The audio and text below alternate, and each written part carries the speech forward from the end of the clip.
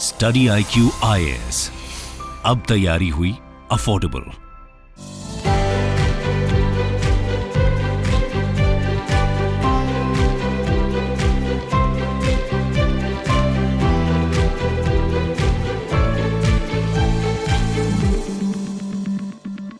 आजकल एनडीटीवी और अदानी का अटेम्प्ट या अदानी ग्रुप का अटेम्प्ट एनडीटीवी को खरीदने का ये काफ़ी न्यूज़ में आ रहा है। और ये न्यूज़ में क्यों आ रहा है? क्योंकि अदानी ग्रुप ने जिस कंपनी को एनडीटीवी ग्रुप के प्रमोटर्स डेट ओ करते थे, जिनसे लोन लिया था, उसको अक्वायर कर लिया है। तो इनडायरेक्टली एनडीटीवी के 29.18% शेयर्स को अदानी ग्रुप ने खरीद लिया है। और इसको कहा जा रहा है एक तरीके का हॉस्टाइल टेकओवर। तो आज इस वीडियो में हम समझेंगे टेकओवर क्या होता है, टेकओवर कितने तरीके का होता है, और खास तौर से हॉस्टाइल टेकओवर क्या होता है और इंडिया में क्या एग्जाम्पल्स हैं हॉस्टाइल टेकओवर के। और हम समझेंगे अगर किसी कंपनी का हॉस्टाइल टेकओवर हो रहा है तो वो कंपनी अपने आप को किसी हॉस्टाइल टेकओवर से कैसे बचा सकती है। ये सारी चीजें आज हम समझने की कोशिश करेंगे। तो सबसे पहली बात ये समझनी है, ये न्यूज़ में आ रहा है लगातार कि अदानी ग्रुप ने अनाउंस किया that it has acquired 29.18% of stakes in NDTV. और ये इन्होंने कैसे अक्वायर किया? एनडीटीवी ग्रुप ने जो राधिका रॉय, प्रणॉय रॉय, ये ओनर्स हैं, इन्होंने लगभग 400 करोड़ का एक लोन लिया वीएसपीएल कंपनी के से। और उस कंपनी को यह राइट दिया कि कभी भी वो 400 करोड़ रुपए 99.9% ऑफ दैट मनी जो उनने उधार लिया उसको कभी भी इक्विटी स्टेक में कन्वर्ट कर सकते हैं। तो उस वीएसपीएल कंपनी को अदानी ग्रुप ने खरीद लिया। तो इनडायरेक्टली वो 29.8% स्टेक्स अदानी के पास चले गए। तो इसको कहा जा रहा है हॉस्टाइल टेकओवर। किस लिए? क्योंकि एनडीटीवी ग्रुप ने बोला कि ना हमसे पूछा गया, ना हमको बताया गया कि ऐसा कुछ हो रहा है। तो ये एक हॉस्टाइल टेकओवर का अटेम्प्ट है। और साथ ही साथ अदानी ग्रुप ने 26% स्टेक्स जो राधिका रॉय और प्रणॉय रॉय के पास है उसको लेने का, खरीदने का ओपन ऑफर भी दिया कि हम आपको ओपन ऑफर दे रहे हैं, आप उसका पैसा हमें दे दीजिए। इसको डिस्प्यूट किया है। उन्होंने कहा है कि आप ऐसे नहीं कर सकते, हमसे सेबी की परमिशन जब तक नहीं मिलेगी नहीं तब तक आप अक्वायर नहीं कर सकते। तो इन ओनर्स ने ये कहा है। अब ये ओनर्स कहां तक सही है, कहां तक गलत है, इसके बारे में भी बात करेंगे। जो ये लोग क्लेम कर रहे हैं वो सही है क्या नहीं है वो भी बात करेंगे। लेकिन आज का जो मुद्दा है हमारा वो ये है कि भाई टेकओवर क्या होता है। कोई भी कंपनी बिजनेस एनवायरनमेंट में टेकओवर करती है तो टेकओवर का क्या मतलब है? टेकओवर का सिंपल सा मतलब क्या है? जब ए कंपनी बी कंपनी को खरीद ले। पहले दो कंपनियां थी, अब ए कंपनी बी कंपनी को खरीद ले तो ये क्या हो गया? इसका टेकओवर हो गया। अब ये ए कंपनी का हिस्सा बन गई बी कंपनी। तो ये सिंपल डेफिनेशन है टेकओवर की।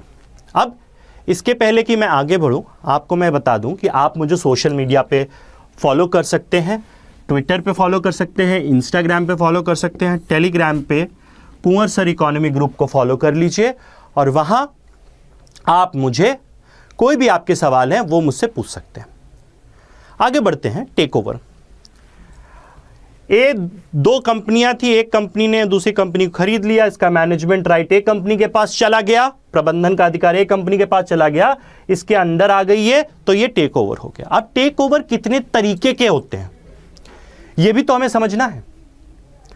हॉस्टाइल टेकओवर एक तरीका है लेकिन बाकी भी तो तरीके होते हैं। तो वो तरीके क्या हैं? एक तरीका है reverse takeover,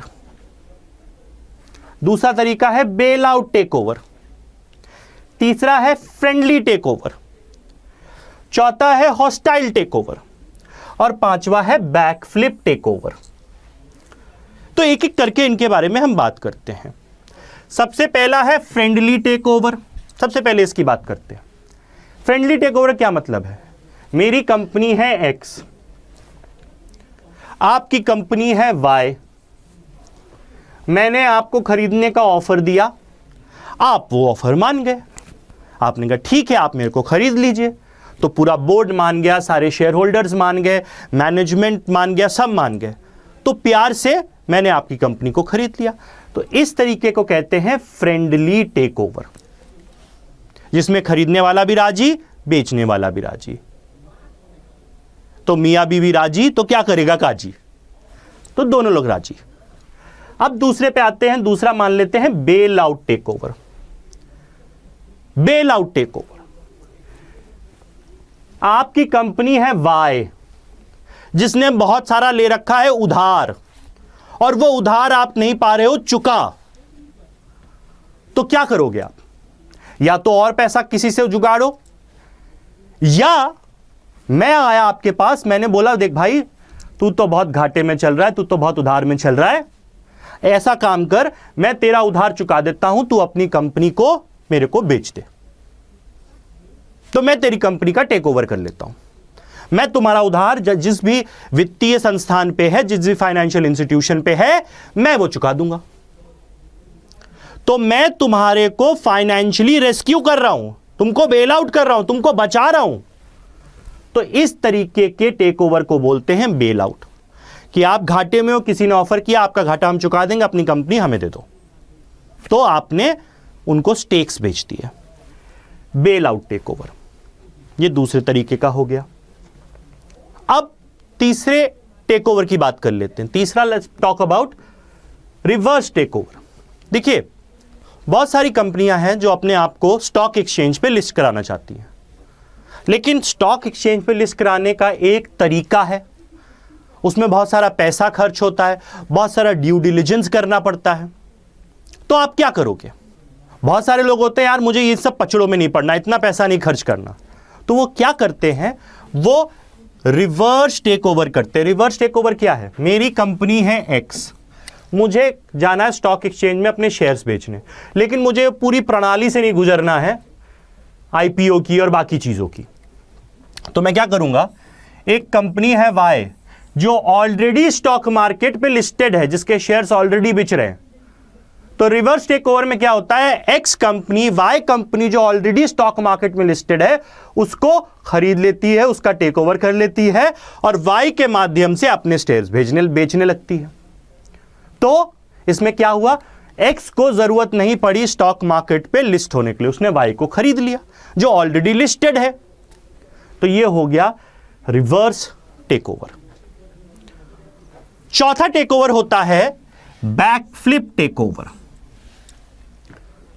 backflip take over, अब बैकफ्लिप टेक ओवर क्या होता है? इसमें सिंपल सा चीज ये होता है कि मेरी कंपनी है एक्स और एक कंपनी है ए।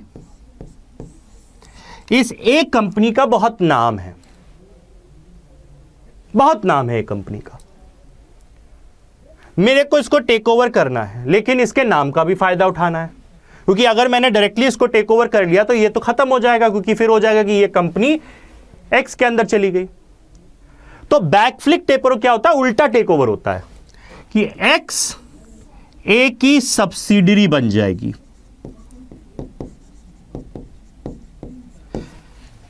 एक्स जो अक्वायर करना चाहती है ए को, खरीदना चाहती है ए को, वो ए की सब्सिडियरी बन जाएगी और इसके नाम का फायदा उठाएगी।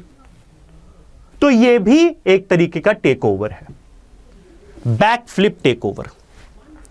अब आ जाते हैं हमारे असल मुद्दे पे, जो है hostile take over. Hostile take over होता क्या है? जो एनडीटीवी, अदानी ग्रुप एनडीटीवी को खरीदने की कोशिश कर रहा है, इसको हॉस्टाइल टेक ओवर बोला जा रहा है। अदानी ग्रुप की हॉस्टाइल टेक ओवर की कोशिश कर रहा है। तो हॉस्टाइल टेक ओवर सिंपल होता है, a hostile take over happens when a company that is acquirer, जो खरीदना चाहता है, sets an eye on another company, जो दूसरी कंपनी है, टारगेट कंपनी होती है, and goes on to acquire it without agreement with the board of directors of target company. यानी जो टारगेट कंपनी, यहां क्या है, टारगेट कंपनी एनडीटीवी, उसकी बोर्ड ऑफ डायरेक्टर्स की मर्जी के बिना जब अक्वायरिंग कंपनी पीछे पड़ जाती है कि मैं तो तेरे को खरीद कर रहूंगा, कहां जाएगा तू, साम दाम दंड भेद सब लगाकर मैं तुमको खरीदूंगा, मैं तुमको अक्वायर करूंगा, तो इस तरीके के टेक ओवर को हॉस्टाइल टेक ओवर बोला जाता है। अब हॉस्टाइल टेक ओवर कैसे हो सकता है? दो प्रमुख तरीके हैं हॉस्टाइल टेक ओवर के, दो प्रमुख तरीके हैं। पहला क्या है? First one is acquirer makes an offer to the target company's shareholders bypassing management to get required stake. This is called tender offer. यानी मैनेजमेंट को पूछे बिना जो शेयर होल्डर्स हैं उनसे जाकर शेयर्स खरीद लो उनके। यहां क्या हुआ? यहां अदानी ने क्या किया कि 29.18% जो शेयर वीएसपीएल कंपनी के पास थे उससे जाकर खरीद लिया, मैनेजमेंट को बताया नहीं, और बाद में कहा कि आपके 29.8% शेयर हमारे पास ऑलरेडी आ चुके हैं, अब हम आपको आपके एग्जिस्टिंग और 26% शेयर खरीदने पे आपको एक ओपन ऑफर दे रहे हैं। तो मैनेजमेंट से नहीं पूछा, शेयर होल्डर्स को ऑफर दे दिया और वहां से शेयर खरीद लिया। तो यह हो गया एक तरीका। दूसरा तरीका क्या है कि मैनेजमेंट आज के समय ऐसा है कंपनी का जो आपको अलाउ नहीं कर रहा है वो कंपनी अक्वायर करने में, टेक ओवर करने में, तो मैनेजमेंट में ही लड़ाई करा दो, मैनेजमेंट में ही फाइट करा दो, और ऐसा मैनेजमेंट ला दो जो टेक ओवर के फेवर में हो। तो प्रॉक्सी फाइट करा दो, जो मैनेजमेंट है उसको रिप्लेस करा दो, जो मैनेजमेंट आपके पक्ष में है वो ला दो और टेक ओवर कर लो। ये दो प्रमुख तरीके हैं हॉस्टाइल टेक ओवर के। मेरी आशा है आपको ये दोनों तरीके समझ में आ गए। अब भाई सवाल उठता है, कोई भी इंसान टेक ओवर क्यों करना चाहता है? उसके कुछ कारण होंगे, इसके जवाब हम आगे देखेंगे, लेकिन आगे बढ़ने से पहले आपको एक इंपॉर्टेंट इंफॉर्मेशन दे दूं मैं। फाउंडेशन बैच 4 हमारा जो है वो स्टार्ट हो चुका है। 22 अगस्त से 8 AM सुबह 8 बजे इसकी क्लासेस हो रही हैं। पॉलिटी की क्लासेस हो रही हैं, इसमें सबसे पहले शशांक त्यागी सर इसकी क्लास ले रहे हैं। आपको इसमें एनरोल करने के लिए 31 अगस्त इसमें आखिरी डेट है, और इस फाउंडेशन बैच के कई फायदे हैं। पहला फायदा तो यह है, यहां आपको बिल्कुल जीरो से पढ़ाया जाएगा, बिल्कुल जीरो से। प्रीलिम्स और मेंस आपको मान के चलेंगे आपको कुछ नहीं आता, हम आपको बिल्कुल जीरो से पढ़ाएंगे ताकि आपके सारे बेसिक कॉन्सेप्ट्स क्लियर हो। प्रीलिम्स और मेंस का कोई सेग्रीगेशन नहीं होगा। दूसरी बात, इस बैच में 24 महीने की वैलिडिटी है, यानी 24 महीने तक आप जो भी क्लासेस हुई हैं रिकॉर्डेड उसको देख सकते हैं, सारा मटेरियल एक्सेस कर सकते हैं 24 महीने तक। इसके अलावा एक खास बात इस बैच की ये है कि आपको ये बैच आज के समय 24,499 का है। अगर आप ये कोड लगाते हैं KP लाइव तो आपको ये 18,999 में मिल जाएगा। और इस बैच के फायदे ये हैं कि आपको इसमें लाइव क्लासेस होंगी, आपको डेली आंसर राइटिंग प्रैक्टिस कराई जाएगी टॉपिक वाइज, जिसका 48 घंटे में आपको रिस्पांस दिया जाएगा, फीडबैक दिया जाएगा। आपको एक मेंटर दिया जाएगा जिससे आप अपने एकेडमिक नॉन एकेडमिक जो भी तरीके के डाउट हैं वो क्लैरिफाई कर सकते हो। और ऐसी कई चीजें हैं जो इसके अंदर आपको दी जा रही हैं। तो अगर आपको 24,499 नहीं देने हैं तो आप KP लाइव कोड का इस्तेमाल करके 18,999 में इसमें एनरोल कर सकते हो। याद रखिएगा 31 अगस्त आखिरी डेट है। Limited seats are available, 24 months validity है इसकी। अब आ जाते हैं अपने असल मुद्दे पे। कोई भी टेक ओवर कोई क्यों करता है?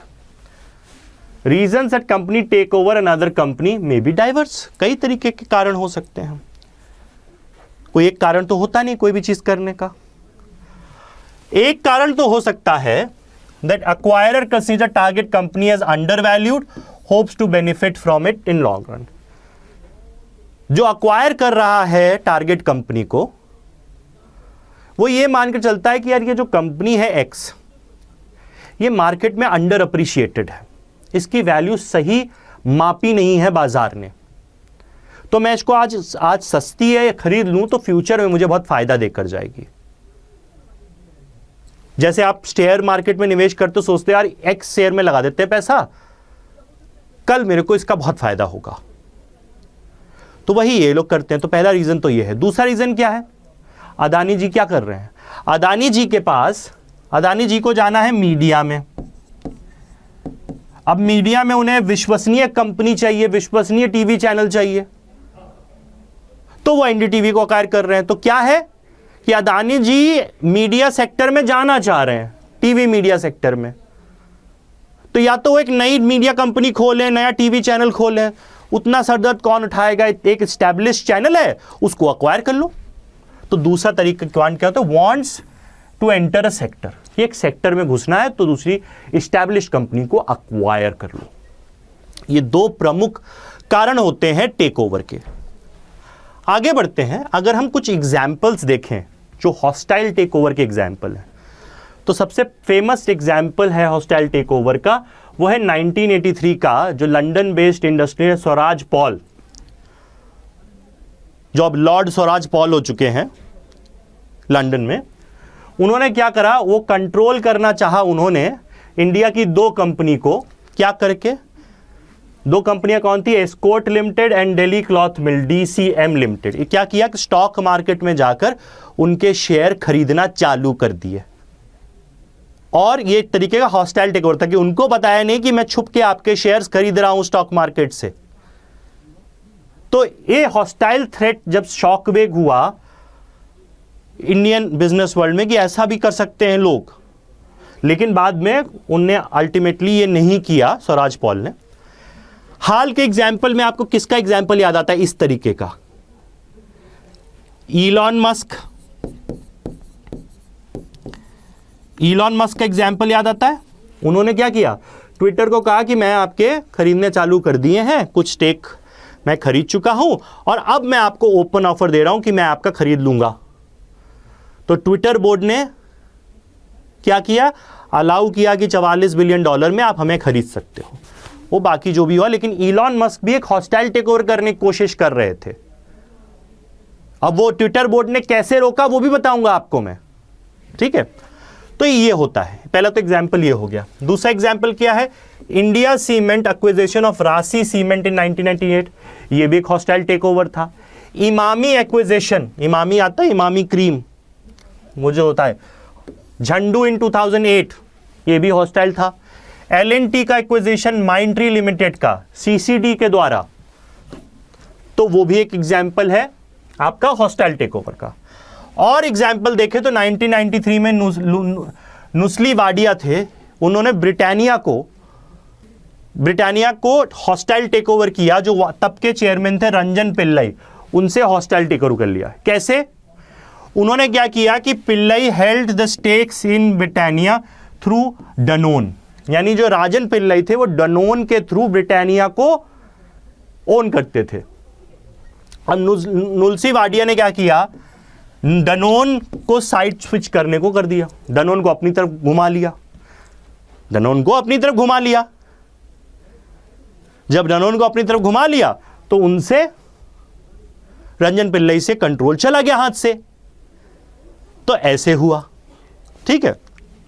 फिर 2010 में क्राफ्ट फूड ने एक्वायर करा famous British brand Cadbury, Cadbury सब जानते हैं, थ्रू हॉस्टाइल टेक ओवर 2010 में। तो ऐसे कई एग्जाम्पल हैं हॉस्टाइल टेक ओवर के। अब यह सवाल उठता है कि जब ऐसे चीजें होती रहती हैं तो क्या जो target company hostile take over का टारगेट है, क्या वो कुछ कर सकती है अपने आप को बचाने के लिए? बिल्कुल कर सकती है। 4 तरीके हैं जिसके जरिए एक हॉस्टाइल टेक ओवर करने से टारगेट कंपनी अपने आप को बचा सकती है या कोशिश कर सकती है। तो ये ट्विटर ने 2022 में यही किया, मैंने बताया आपको। तो देखिए 4 तरीके हैं। एक है गोल्डन पैराशूट स्ट्रैटेजी, एक है पैकमैन डिफेंस स्ट्रैटेजी, एक है क्राउन जूल डिफेंस स्ट्रैटेजी, और एक है पॉइजन पिल स्ट्रैटेजी। ट्विटर ने पॉइजन पिल स्ट्रैटेजी अपनाई इलॉन मस्क के हॉस्टाइल टेकओवर को रोकने के लिए। यह स्ट्रैटेजी क्या होती है, एक एक कर अभी बात करेंगे। तो सबसे पहली स्ट्रैटेजी जो एक टारगेट कंपनी जो हॉस्टाइल टेकओवर का टारगेट है वो अपने आप को रोकने के लिए क्या करती है, पैकमैन स्ट्रैटेजी। ये कंपनी ये टारगेट कंपनी को अक्वायर करना चाह रही है। ये कंपनी ये टारगेट कंपनी को अक्वायर करना चाह रही है। तो अगर ये कंपनी वित्तीय तरीके से सक्षम है, फाइनेंशियली सक्षम है, तो वो क्या करेगी, इस कंपनी को अक्वायर कर लेगी। मतलब अपनी पैसा लगाकर ये जो कंपनी को अक्वायर कर लेगी। क्योंकि जो मुझे अक्वायर करना चाहता था मैंने उसी को अक्वायर कर लिया, मैं उसी को खा गया। पैकमैन क्या होता है, पैक पैक पैक पैक वो खाता रहता है। तो तुम मुझे खाना चाहते थे, मैं तुम्हें खा गया। Pac-Man strategy, Pac-Man defence. Next है गोल्डन पैराशूट।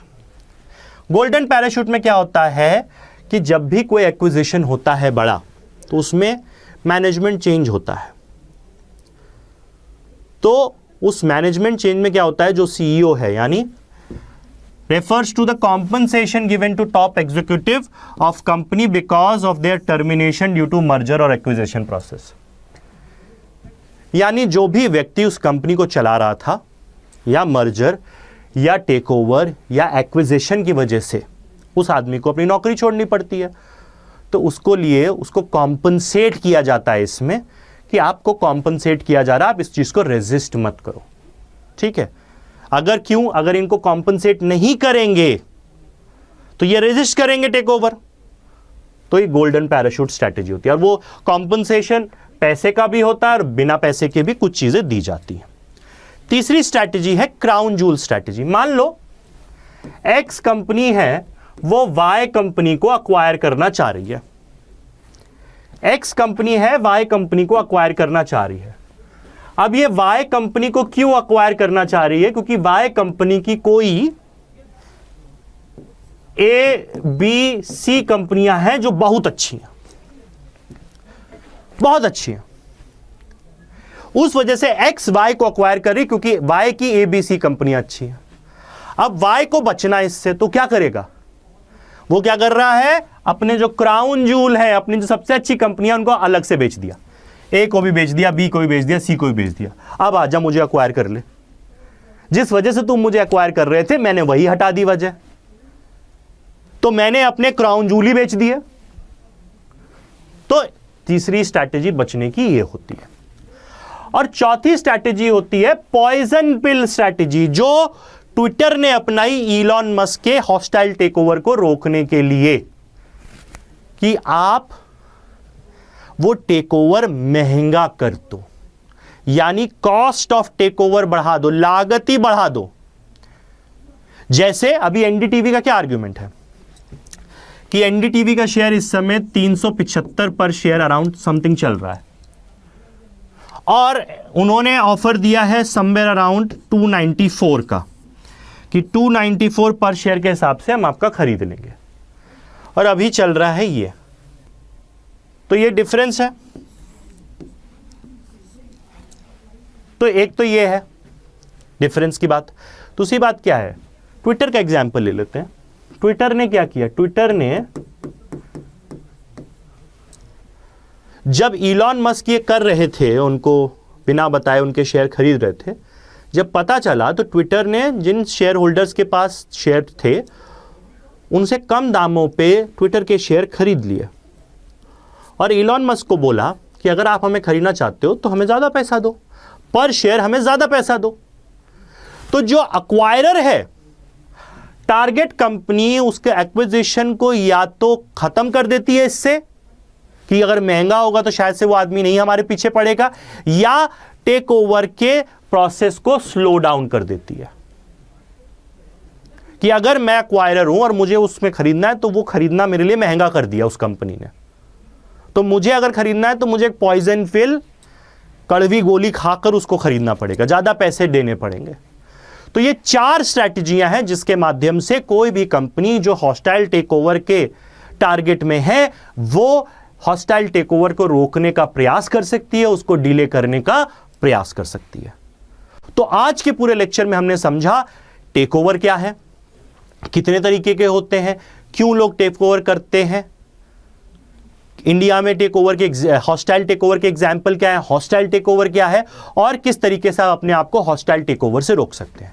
अब इसके पहले कि मैं एंड करूं, एक बार फिर आपको रिमाइंड कर दूं, यूपीएससी फाउंडेशन बैच 4 में आप एनरोल कर सकते हैं। आखिरी डेट है 31 अगस्त। तो टाइम वेस्ट मत करिए, लिमिटेड सीट अवेलेबल है, लाइव क्लासेस हैं, मेंटरिंग है, 1-to-1 मेंटरिंग है, आंसर राइटिंग है, प्रीलिम्स टेस्ट सीरीज है, ये बहुत सारी चीज़ें आपको मिल रही हैं। 22 तारीख से क्लासेस चालू हो चुकी हैं, सुबह 8 बजे क्लासेस हो रही हैं। पॉलिटी से इस बैच की शुरुआत करी जा चुकी है, तो देर मत लगाइए, केपी लाइफ कोड का इस्तेमाल करिए, क्योंकि केपी लाइफ कोड इस्तेमाल करने से आपको ये 18,999 में ये एनरोलमेंट मिल जाएगा। वैसे 24,499 का है। इसके अलावा आप मुझे ट्विटर, इंस्टाग्राम, टेलीग्राम पे फॉलो कर सकते हैं। कुंवर सर इकोनॉमी ग्रुप को फॉलो करें और आपके जो भी सवाल है आप मुझ तक पहुंचाएं। इसी के साथ थैंक यू वेरी मच, धन्यवाद, बाय बाय, टेक केयर, जय हिंद। स्टडी IQ IAS, अब तैयारी हुई अफोर्डेबल।